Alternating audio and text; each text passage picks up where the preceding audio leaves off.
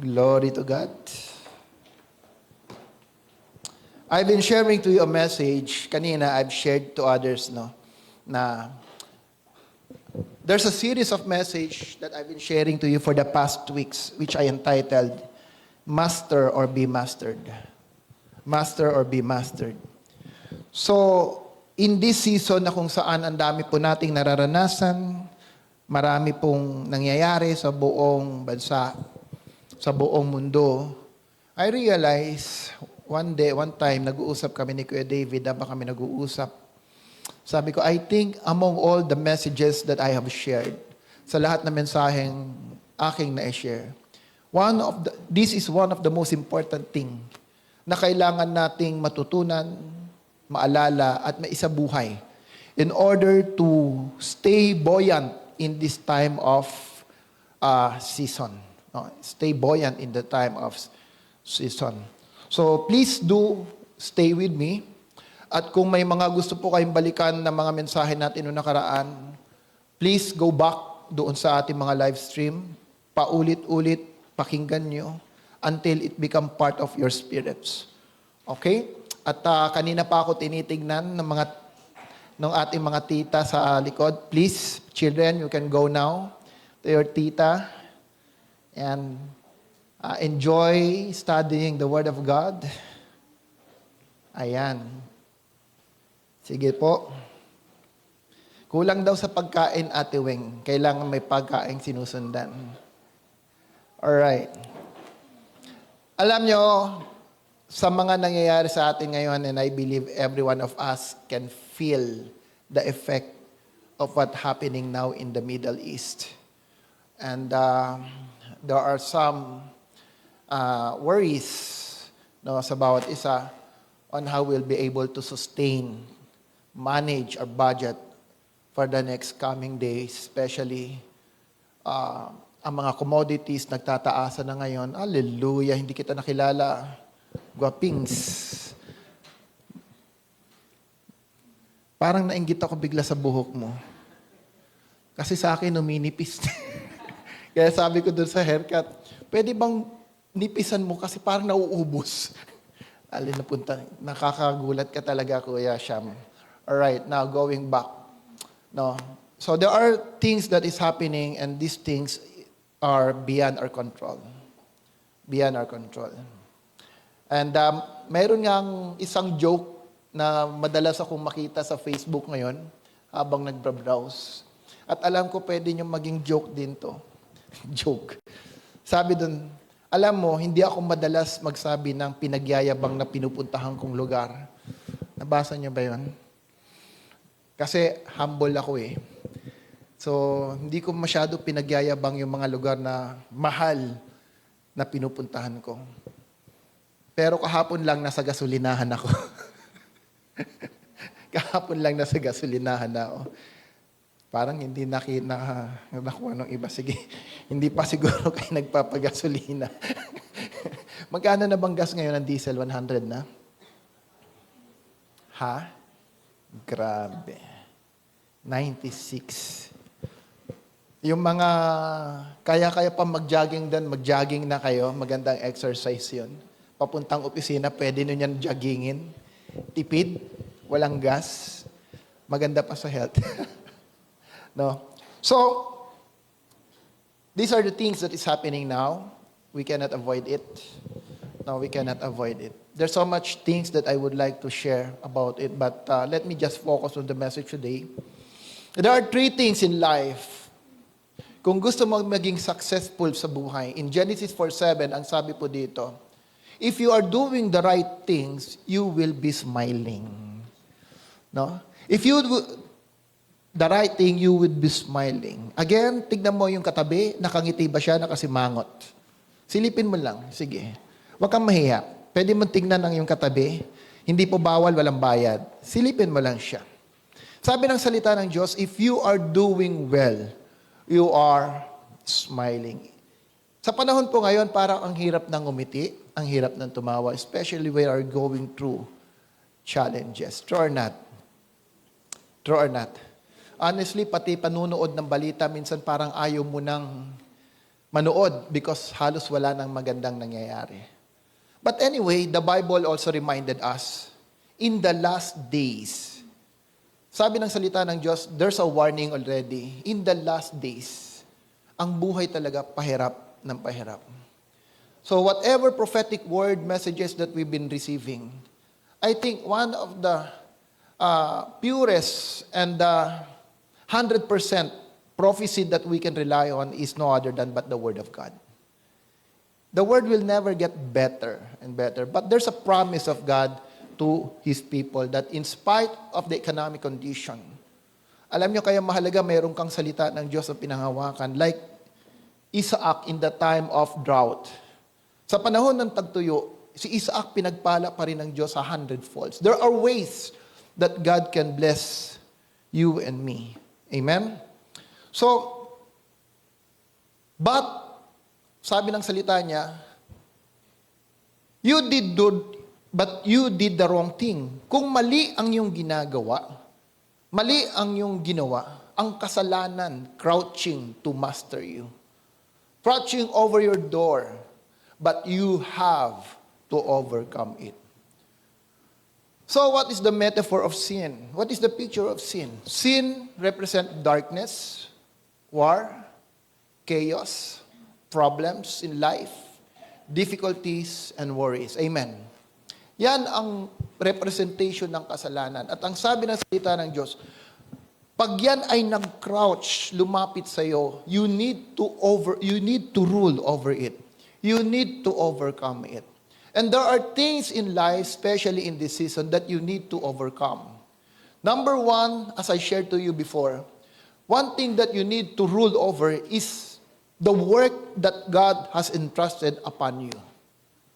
Ano ba yung pinagkatiwala ng Diyos sa buhay natin? Whether it's your job, it's your business, ministry, your family, whatever it is God has given to you, you need to rule over it. Kung ang pamilya mo, marami pang hindi nakakakilala sa Panginoong Diyos, you need to rule over them. Otherwise, sila pa yung pwedeng gamitin ng Panginoong Diyos na makahadlang at magpahina ng pananampalataya mo. True or not? Sabi ni Haring David, okay lang yung mga kaaway ko sa labas eh. Pero yung pagiging hari ko, nawawalan ng kabulhan, hindi dahil yung kaaway ko sa labas, kundi yung mga taong kasama ko sa pagkainan. Those people who are eating with my table. No? Even all the Caesars, many Caesars, they are not destroyed by their enemy outside.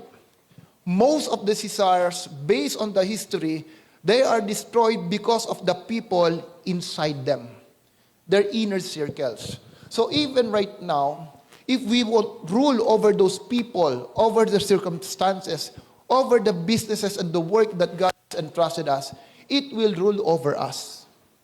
It will rule over us. So today, I will be sharing with you, sabi ko nga, how can I rule over them? There's no other thing. Psalm 78. I love this passage. Psalm 78, 72. Treat the people. Lead the people with the integrity of the heart. And what else? With a skillful hand. This is the time that you need to learn and sharpen every skill and talent that God has given you. But talent alone is not enough. Talent alone is not enough. Because you cannot overcome things by yourself alone. We cannot overcome situation na tayo lang. If you want to overcome, you need the right people around you. And in order for you to have the right people, you need to show the integrity of the heart. Value people around you. Honor them. Respect them. Love them. Sa panahon po ngayon, hindi condemnation ang kailangan ng mundo, hindi judgment ang kailangan ng mundo. Sa panahon na nangyari ngayon, all we need is love, compassion, understanding. Honor people. Kung anong tinatanim mo, yan din ang aanihin mo. Value people. Lead with the integrity of the heart and the skillful hand. Today, I will share to you the second principle.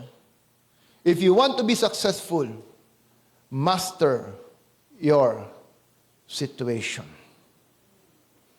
Master your situation. Alam niyo po, na-realize ko, sa ating pagtanda, tumatanda din ang problema.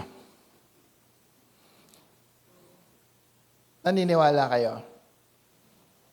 At ang inong ibig sabihin sa pagtanda ng problema, habang tumatanda ka, pabigat ng pabigat din ang problema. Sabi nga ng isang quotation, in every level, there's always the devil. I repeat, in every level, there is always the devil. Akala mo when you overcome something in life, challenges in life, nung na-overcome mo na broken-hearted ka dahil binasted ka ng girlfriend or boyfriend mo, akala mo pinakamahirap na sa buhay yun na marami nagsasabi, mamamatay ako pag nawala ka. Pero hanggang ngayon, buhay pa rin sila. Turn out. Mamamatay ako pag nawala ka, ngayon buhay pa rin. At nakakaranas ng panibagong problema. And until that person realize, mayroon palang mas mabigat na problema sa boyfriend ko, sa girlfriend ko. And that's the reality of life. Even now as you grow old. That's why if you don't plan well, if you do not execute your goals in life properly, ang buhay po natin, especially in what's happening in the world, hindi po magiging madali. And there are things in life that you do not have control. Marami po sa buhay natin that we don't have in control. You don't have control sa inflation. Wala pong may control ng inflation. Wala po sa atin may control ng giyera. Unless na may lakas ka ng loob, pupunta ka na Amerika, sabihin mo kay Trump, pwede po bang hinto niyo na? We don't have control over these things. Kahit siguro ilang kura bababasyan na tutukan mo yung pricing sa gasolina para hindi tumaas, you cannot control it. Because these are all domino effect of what is happening in the world. But in spite, even though you cannot control these things, one thing I'm sure of, you will always have control over your responses. Amen? Lagi kang may control on how you respond to every situation. Okay ba? Pakiremind mo nga sa katabi mo. Wala kang control sa problema mo. Sige na, pakiremind lang. Wala kang control sa problema mo. Pero may control ka how to respond sa problema mo. No. Pastor, paano pag ako yung may kasalanan ng problema ko? Di may control ka pa rin dun. Di ba? Alamin mo kung paano ka nagkaroon problema, then ayusin mo. That's it. There are two things that the enemy is using in this time. Two. When you don't manage your situation, the enemy will take over, and there are things that the enemy will going to impute in our heart, and that is what we call fear and disappointment. Fear and worries. Ilang beses po sinabi sa Bible that do not fear. Ilang beses? Ilang beses? 365 times the Bible reminded us, do not fear. Meaning to say, God is reminding you and me every day, whatever the circumstances of life, whatever your situations in life, do not worry, do not fear. Pero alam ko po, hindi madaling gawin. Amen? That's why we need to create spiritual trellis in order to train our spirit, in order to train our mind, in order to train our heart, that in the midst of the challenges and circumstances, we will stay strong in faith with God.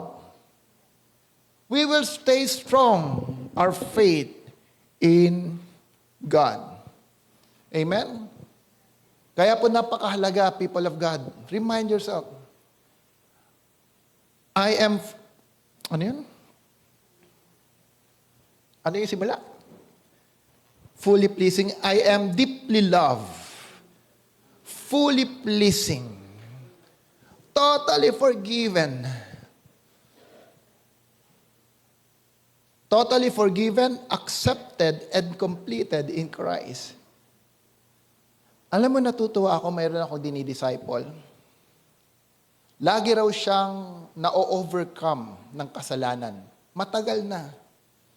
In spite being a Christian for a long time, alam mo, ang ganda ng puso ng tao na to dahil he's so open.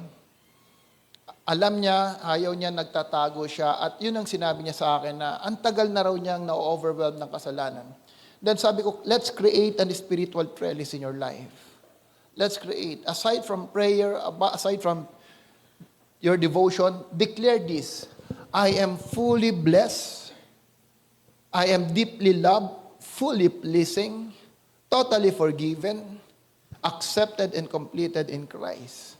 Lagi raw niyang ginagawa, Alam mo, sabi niya, Pastor, no-overcome ko na yung hindi ko na-overcome dati. It reminds me how blessed I am with the Lord in spite of my situation. You need to remind yourself every day, every second, how Jesus redeemed you from the curse, from the power of the enemy, from the curse of sin, from the spirit of poverty, and from the spirit of death. When we receive salvation, God has fully redeemed us, and we are now the recipient of the blessing of God to Abraham. We become the seed of Abraham through our Lord Jesus Christ. But you need to always remind yourself. Because sa totoo lang, pag ang problema nandiyan dyan, these are also real. Totoo rin ang problema nandiyan dyan. But we need to keep our faith. You need to keep our faith. Why?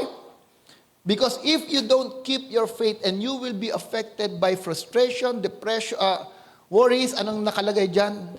Depression will come.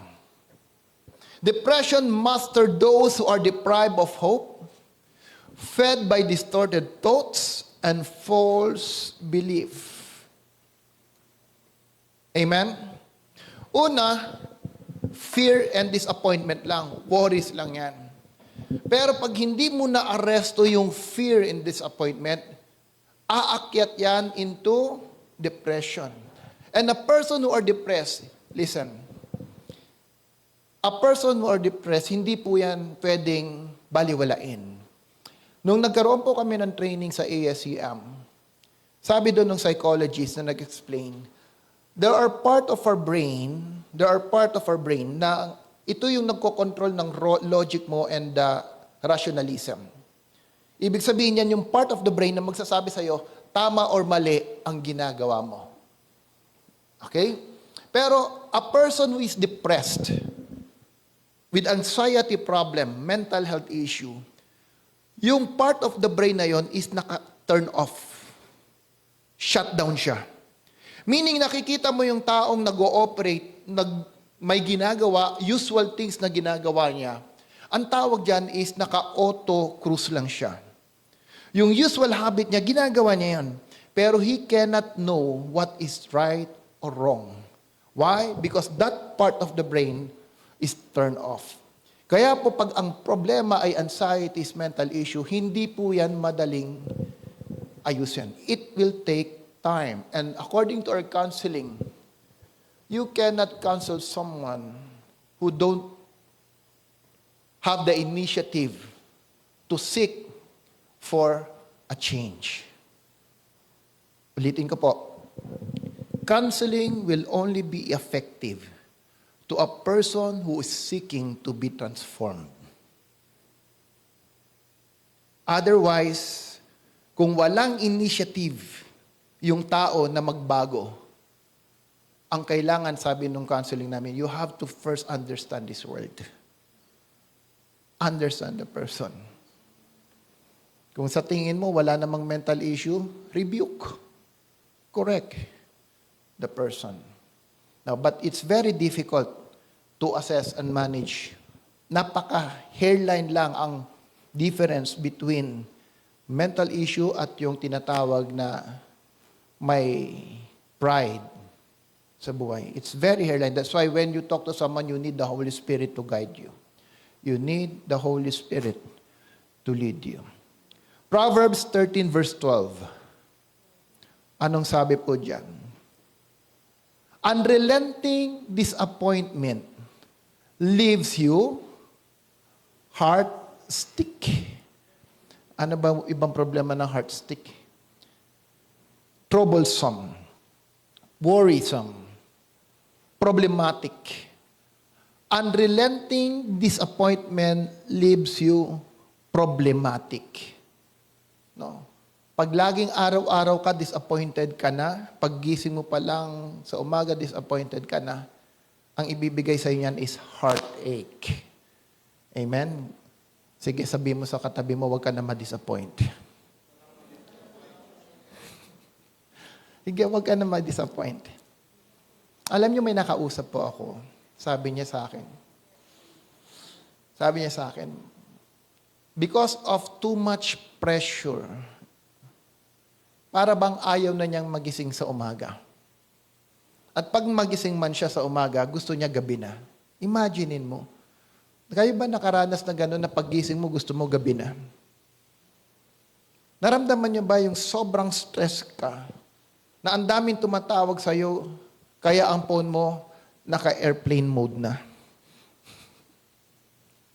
Have you experienced those things na sa sobrang stress mo, silent na ang phone mo?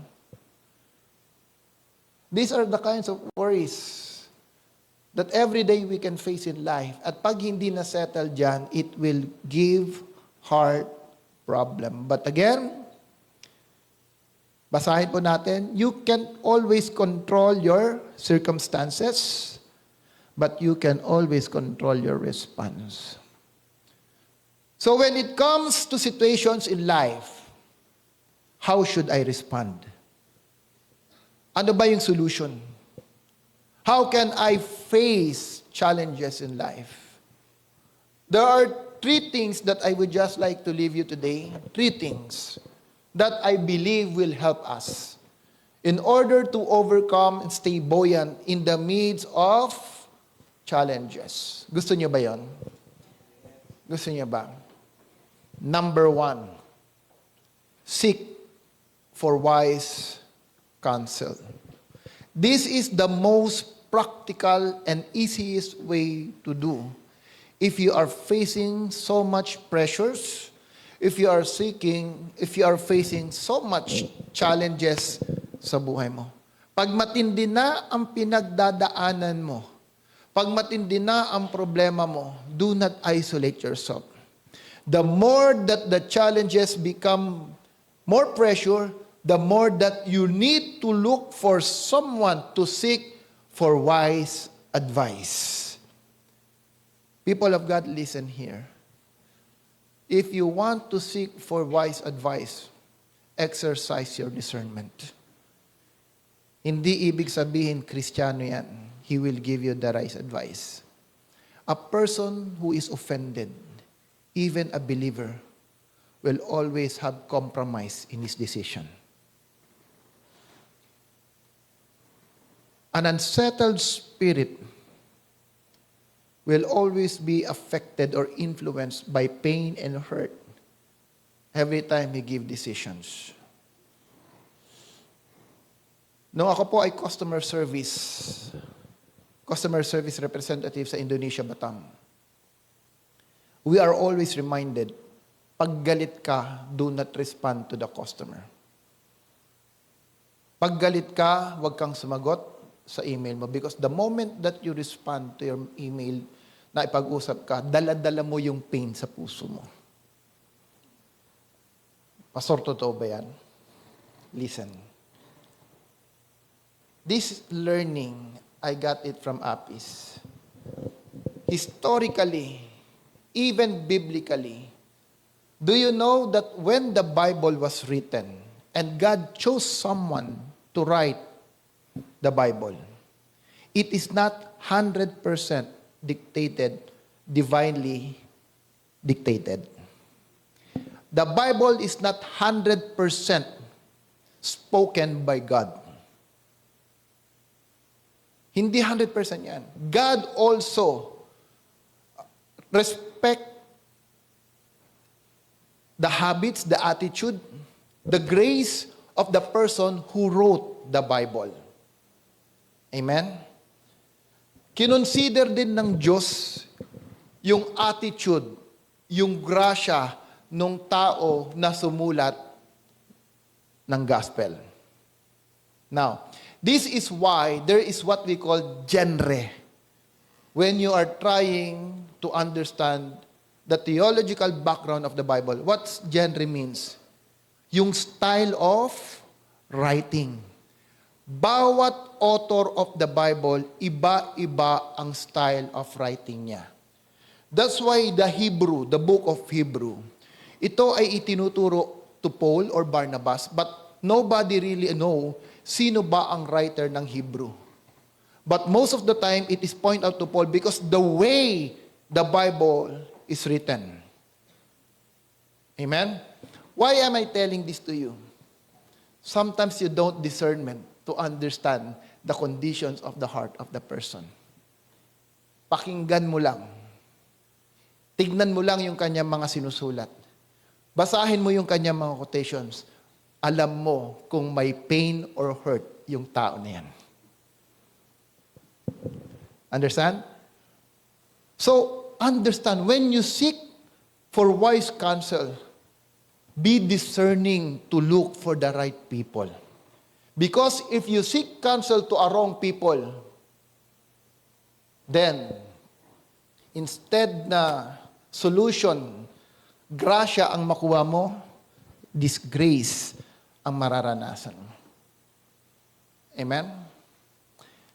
Even the unchurched, hindi naman lahat sa unchurched, they are not bad. They are not a good advisor. May mga unchurched people, they have the wisdom. They have the right wisdom. Just learn how to take the flesh and throw the bones. Ang problema kung lahat ay kinuhain mo, pati tinik. That's the problem if we lack wisdom. Lahat ng ibabigay sa'yo, you eat everything. But if you have the wisdom of God, you know what is the flesh, you know what is the bones. Amen? Proverbs 24 verse 6. Wise guidance, you can wage your war. In abundance of counselors, there is victory. In the abundance of counselors, there is victory. People of God, kaysa nag-iisip ka ng solusyon sa problema mo, kaysa ang tawag mo sa Tagalog nun, sandamakmak ang muka mo dahil nasa sulok ka, nag-iisip, paano pa solusyon? Learn to humble yourself. Remove the mask of pride. Ask someone whom you think can help you. This is the fastest way. Be practical. Kasi hindi po lahat ng bagay alam natin. Amen? Kahit ako, I'm telling you, not everything alam ko. Ang daming bagay na hindi ko alam. Do not so be prideful in life that you think you know everything. Nobody knows everything except God. We need someone to help us. Be with the people who can give you right and accurate advices. Amen? Nung tayo nga wala pa sa Panginoon alam mo, pag may problema tayo, alam mong kailangan mo yung advice di ba? Bakit nung tayo na sa Panginoon, nalimutan na natin? Tingnan mo. Pare, may problema ako, anong gawin natin? Inuman nga tayo. Di ba? Nung wala ka sa Diyos, hindi mo kaya yung problema mo, pare, tara, inuman tayo. Pero nung napunta ka sa Panginoon, hallelujah, nung may problema, parang naging mag-isa ka na. Ayaw mo nang may makatulong sa'yo. Ayaw mo na nang may nag-a-advise sa'yo. That's wrong. Even the Bible is reminding us, you need the right counselor. The abundance of counselor, there is victory. Amen? There is victory.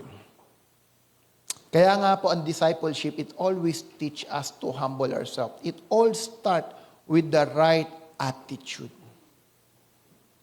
Alam mo, ang taong marunong makinig, ang taong humble, may pagpapakumbaba, handa yan magpaturo, handa yan magpaayos, handa yan magpasakop. Amen? Pero yung prideful na tao, tanungin mo, may nagdi-disciple ba sa'yo?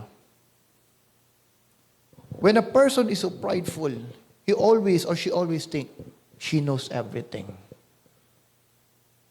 Tanungin mo, who mentors you? Who disciples you? And most of the time, yung mga taong mayroong problema sa buhay, they are the people who has never been discipled or mentored by others. That's why Jesus says, disciple the nation. Jesus never do anything outside what he saw from the Father. Outside what he thinks the Father, he saw what the Father is doing. He set the standard to all of us. Hindi ako gagawa ng mga bagay na hindi ko narinig sa Ama. Hindi ko nakitang ginagawa ng Ama ko. That is the discipleship of Jesus. And this is why he discipled the disciples for 3 years. He teach them what to do. He showed them how to minister to the people. And this is how the disciples of people becomes apostles and teach the way, the teaching of Jesus to others. When Paul started to minister, anong sabi ni Paul? Imitate me. Imitate me as I imitate to Jesus. Imitate me as I imitate Christ. Amen? When you say you are imitating Jesus, anong sabi ng Panginoon? Then be a disciple. Be a disciple. Tanong mo sa katabi mo, are you a disciple? Are you a disciple? You need it. Huwag mo sabing super or spiritual ka, kaya mo ng lahat. Sino ba dito ang mayroong kakayanang kayang ginawa ni Elijah? Ano ba ginawa ni Elijah? Nagpababa ng apoy. Amen? Ganon ka-anointed si Elijah. Nung sabi niya, sige, sabihin niyo sa inyong mga Diyos-Diyosa na sunugin yung offering niyo. Walang bumabang apoy. Pagdating kay Elijah, anong ginawa niya?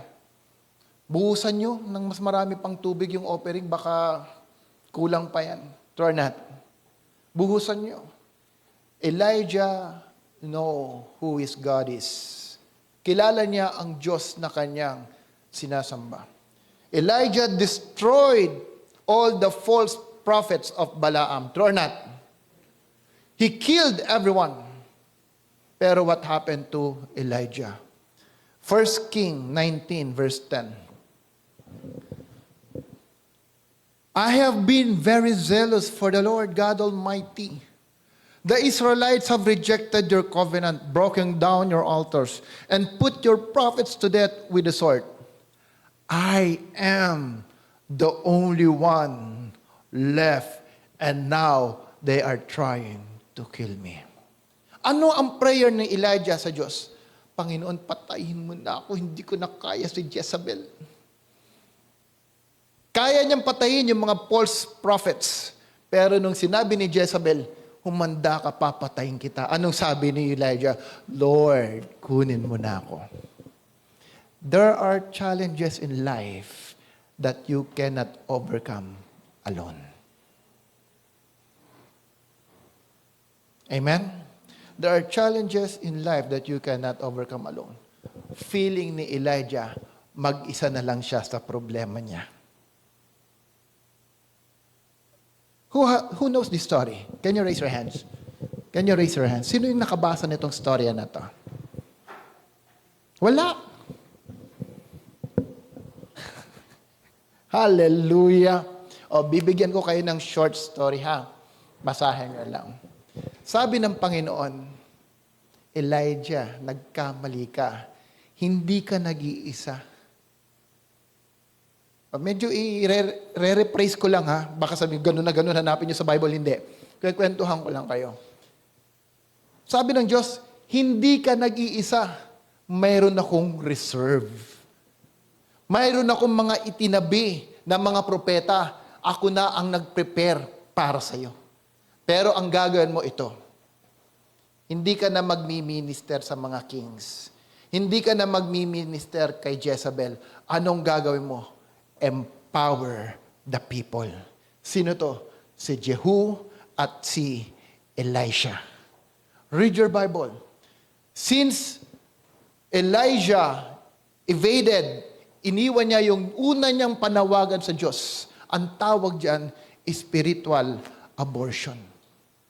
Dahil iniwan niya yung panawagan niya sa Diyos, ang sabi ng Diyos, sige, you will no longer a prophet to the king, to the kings. Sabi niya, you will now be a prophet teaching new prophets under you. Disciple them. That is how the ministry of Elijah. At ang isang tinuruan niya, si Jehu. Sino si Jehu? Siya yung pumatay kay Jezebel. Ang tawag diyan, corporate anointing. Nakuha nyo? This is how the Lord works. Hindi mo kaya mag-isa. I will give you some people, train them, teach them, and these people will be the one to kill Jezebel. That's why, people of God, check yourself. Am I doing everything by myself? Ako lang ba? O mayroon akong mga nakakasama? Kung may nagdi-disciple sa'yo, build your relationship with your discipler. Build your relationship with someone who is mentoring you. It will help you overcome your crisis in life. Number 2, seek intimacy with God. Sabi ko sa inyo, yung una pinakamadali. Yung pangalawa, you need discipline. Let's read Matthew 4 verse 1 to 2. Then Jesus was led up by the Spirit into the wilderness to be tempted. Can you say it with me? To be tempted by the devil. And after he had fasted 40 days and 40 nights, he then became hungry. My question while I'm reading this and meditating on this word, alam ba ni Jesus na ititempt siya? Sa tingin niyo, alam ba ni Jesus na ititempt siya ng demonyo? Sinong magsasabing alam? Dalawa. Yung iba, tatlo. Hindi. Most of the scholars is saying, alam ni Jesus na ititempt siya. He knew. He knew. Ate Princess, pag ikaw sabi ng Holy Spirit, Ate Princess, lika nga sa wilderness, dadaling kita doon para itempt ng demonyo. Anong respond mo? Sinong may gusto na i-lead siya ng Holy Spirit para mapunta sa wilderness and the devil will tempt him? Can you raise your hands? Kuya Jun talaga. Dahan-dahan pa, nag-iisip, totoo kaya hindi. I think no one here would like to be led dun sa place na kanyang pupuntahan para ikaw ay masubukan ng Diyos. Nobody. Ang gusto nga natin, isang magandang buhay. Don't you know that wherever you are right now, the challenges that you're facing right now may be a place that God has led you for you to be tested. Have you ever thought of that? That your circumstances right now, what you are facing right now, God allowed it so that God can test who you really are.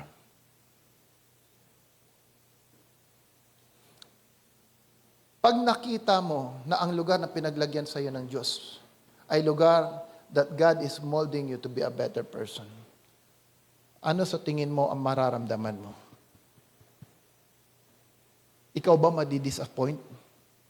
Or malalakasan ka ng loob because you know na ang provision ng Diyos nandiyan dyan?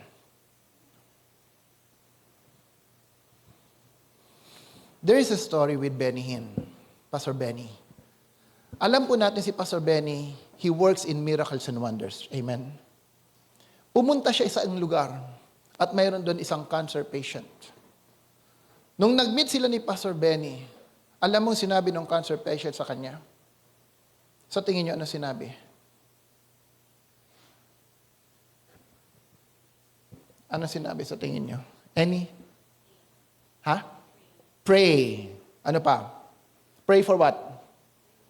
Healing. Healing? Okay. Pray for healing. Alam mo, sabi niya, paglapit ni Pastor Benny, do not pray for my healing.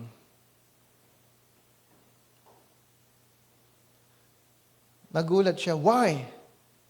Because of this sickness, I get to know who Jesus is. Dahil sa sakit na mayroon ako, nakilala ko kung sino ang Panginoong Jesus. Sometimes we took the pain that's always caused by the enemy. But there are pains in life God allow for you to be more dependent to Him.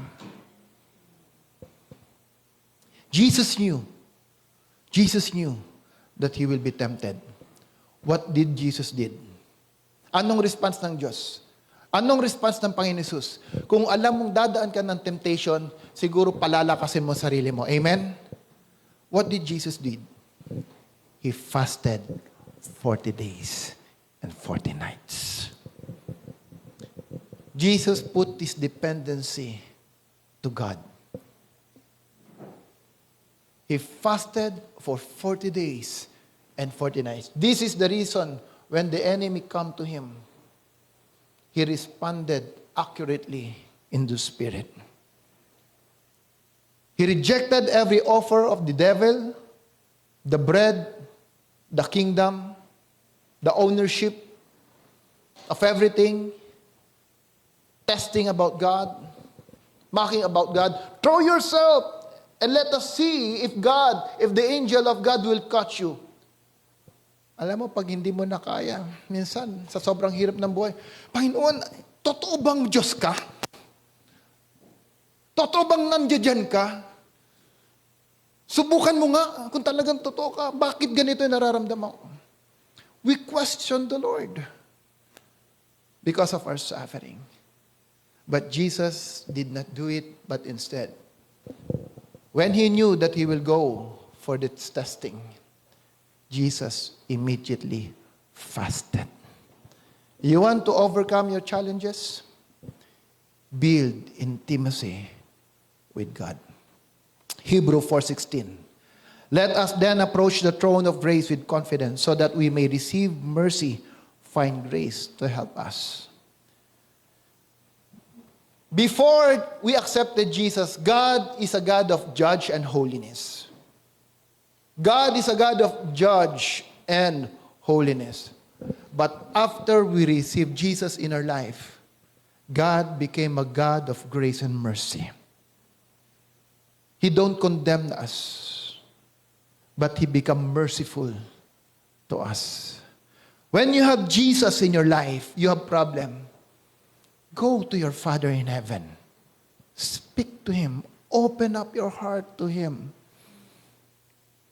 Express your pains, your problems and trouble. Panginoon, hirap na ako. Can you help me?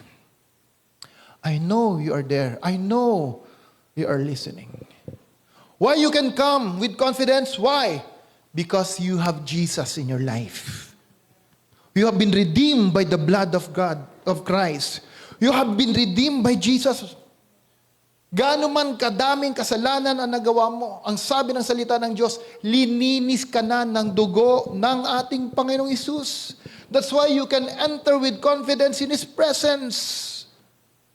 We are children of God. Amen. Alam mo, minsan kahit naglalakad lang ako, I prayed, Lord, ang hirap na nito, hindi ko na kaya. I know you are there. There's one message from Pastor Isaac. I love the message. Ang sabi niya doon, when God is quiet, He is still moving. When God becomes quiet, He is still moving. For 40 years, ilang years ba yun? 400 years, malakay to Matthew. Sabi ng Bible, God become silent. But during that time, God is preparing for the coming of Jesus. God may be silent in your life right now. You might not be hearing from Him right now, but that doesn't mean He is not moving.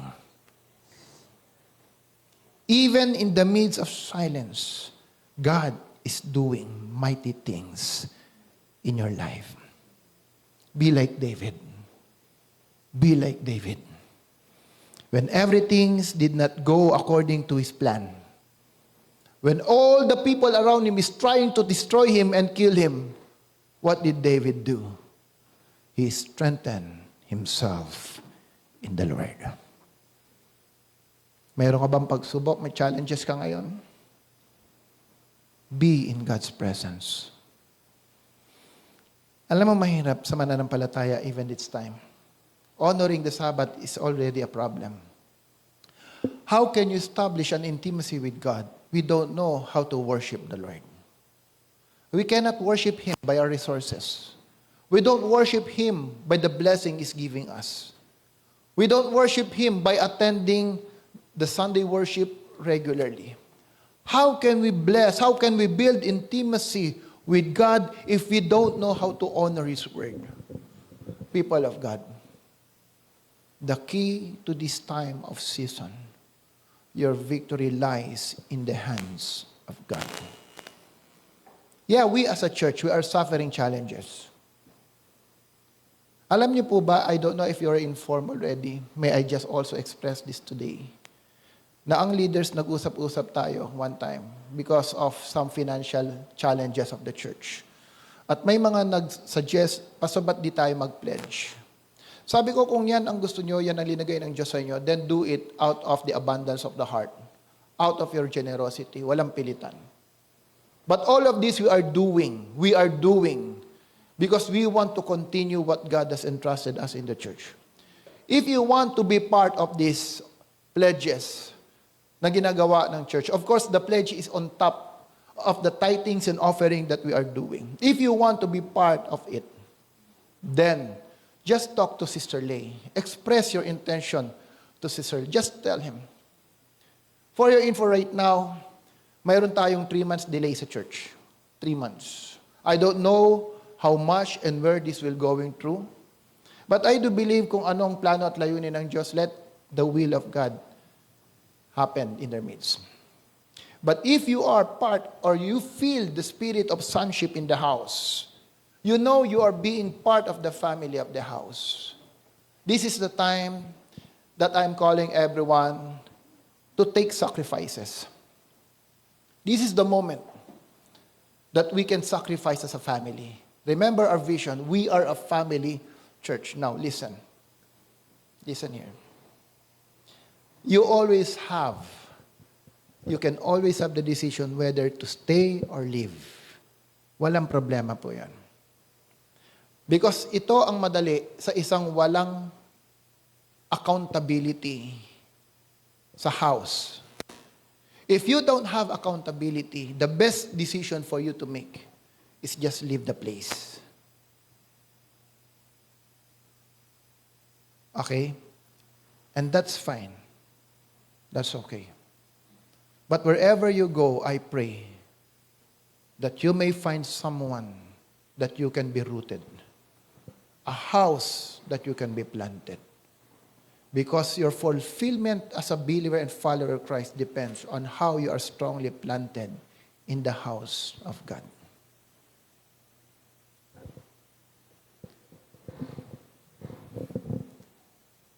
Amen? Worship God. Do not come to church out of religious spirit, out of rituals and traditions.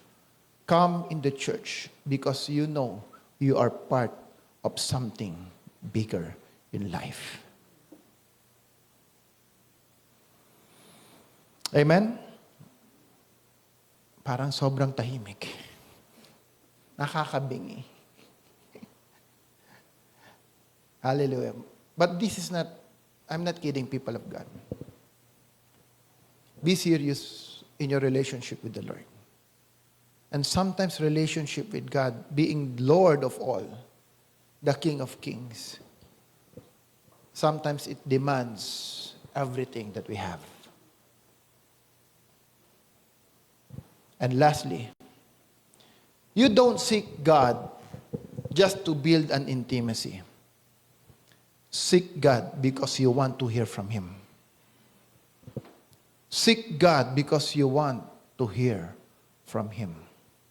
According to Dr. David Yonggi, this is a quote from Dr. David Yonggi.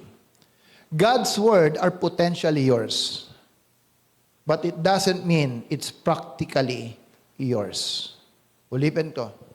God's word are potentially yours, but may not be practically yours. Okay? Listen. Let's open in Mark 11, verse 23.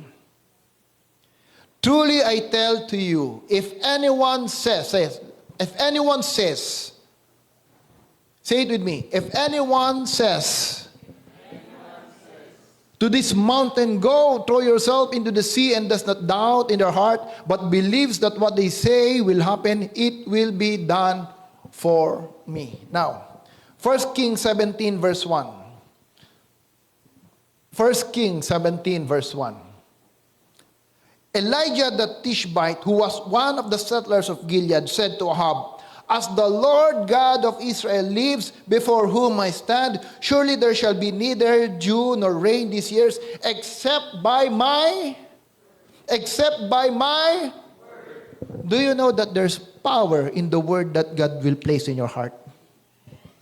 The moment you receive something from your heart, the moment that you receive a rhema word in your heart, that word will be able to move mountains. Amen? That word will be able to move mountains.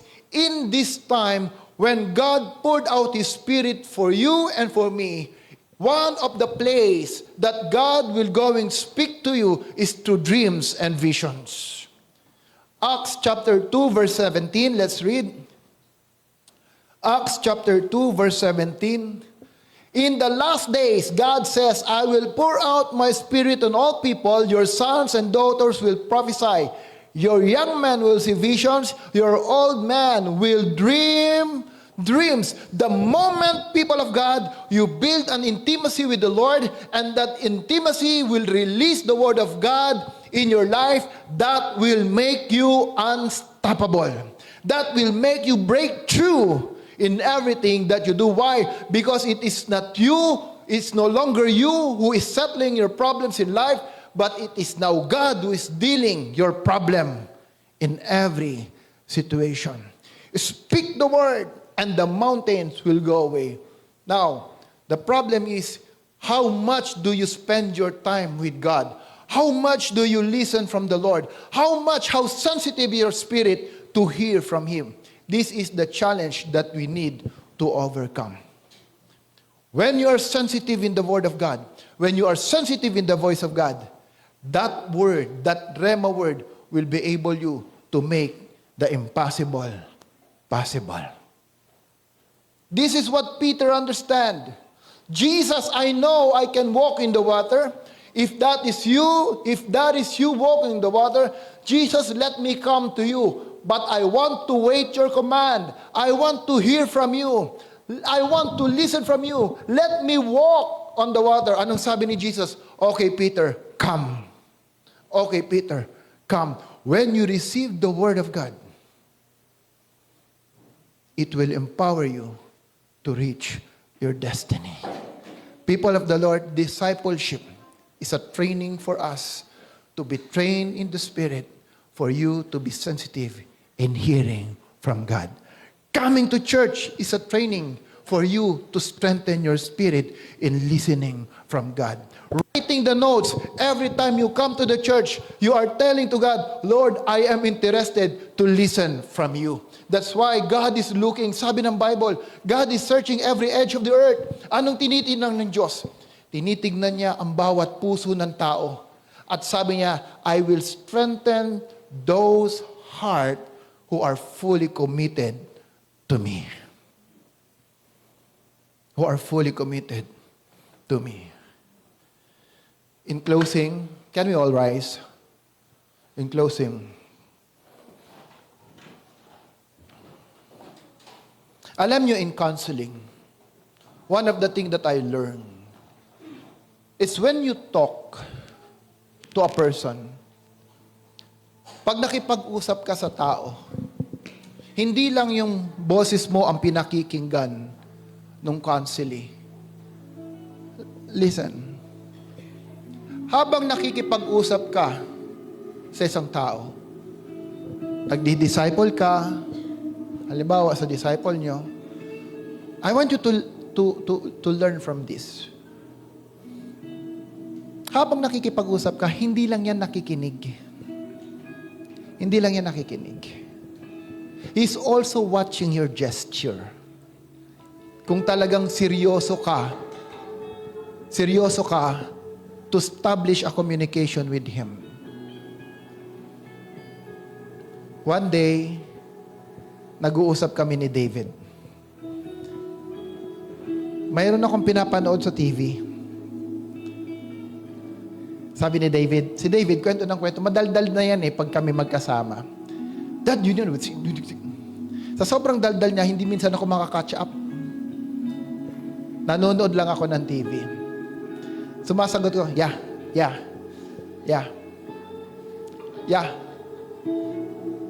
Tapos, daldal pa rin siya. Dad, you know this? Yeah. Pero nakatingin ako sa TV.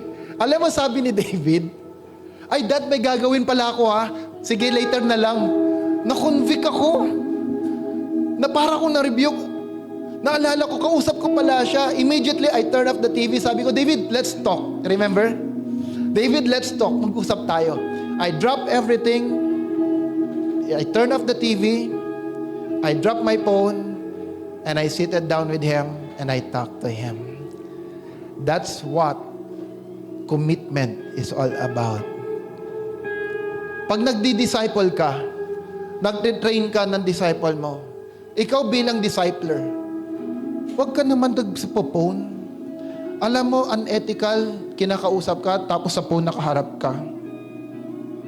Walang respect and honor dyan. Ang tawag ko dyan, disgrace. If you are serious to a person you are talking to, drop everything. Talk to the person eye to eye. Talk to the person with all your heart.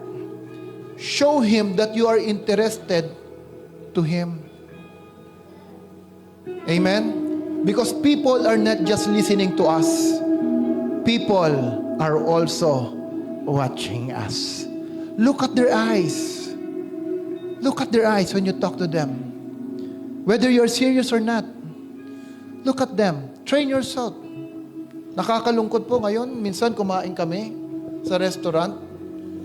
Hallelujah, nagbanding yung mga pamilya. Natutuwa ko, nandoon sila, nagkakainan, magkakasama. Pero the way sila mag-usap, nasa phone. Dad, nandiyan na yung restaurant. Lahat naka-phone.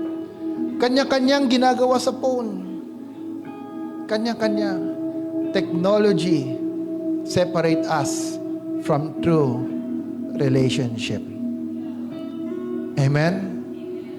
People of God, the world is not getting better.